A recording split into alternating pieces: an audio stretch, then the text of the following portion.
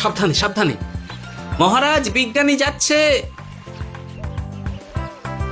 সাবধানে নামো, সাবধানে। মহারাজ, এই কলসিটা কোথায়? ওই তো, একটু সাবধানে যাও।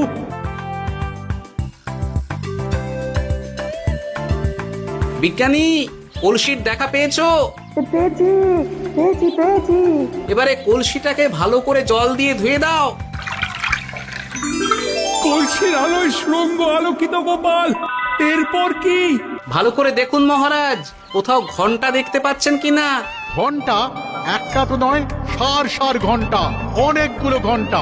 সাবধান, ঘন্টায় হাত দেবেন না, শুধু দেখুন।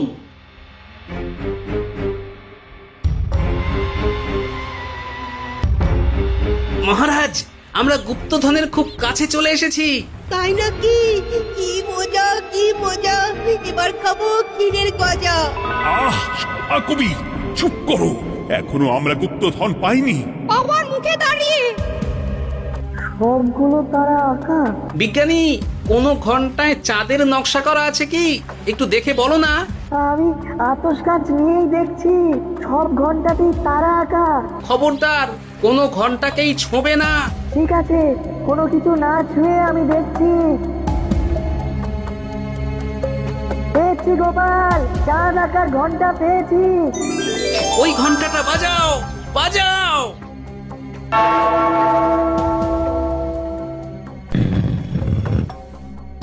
গুপ্তধন পেয়েছেন মহারাজ। বাঁচাও, বাঁচাও, বাঁচাও! বাঁচান মহারাজ, বাঁচান বিজ্ঞানী, মহারাজ! মন্ত্রীর গলা পাচ্ছ না? মহারাজ, আমি পাথর হয়ে আছি, আমাকে মানুষ করুন মহারাজ। তুমি তো মানুষই ছিলে, হঠাৎ করে পাথর হলি কেন? মহারাজ, গুপ্তধন পেয়েছেন? পেয়েছি, তার সাথে মন্ত্রীকেও পেয়েছি। মন্ত্রী এইখানে কোথাও পাথর হয়ে দাঁড়িয়ে আছে। দাঁড়ান মহারাজ, এবার আসছি। সাবধানে এসো। আমি ভেতরে যাচ্ছি, বুঝলে? যদি কোনো কারণে দেখো পাথরটা গুহার মুখটা আটকে দিয়েছে, অমনি তোমাদের কাজ হলো পাথরটাকে ছুঁয়ে ফেলা, বুঝলে? ঠিক আছে গোপাল দাদা। আমার মনে হয় বিপদ আর কিছু ঘটবে না, তবুও সাবধানের তো মান নেই।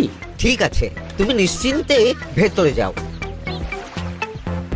বাঁচাও, আমাদের বাঁচাও, আমাদের সবাইকে মানুষ করুন। আমাকে মানুষ করুন মহারাজ। আপনাকে তো মানুষ করা হবে মন্ত্রী মশাই। আগে বলুন, আপনি পাথর হলেন কি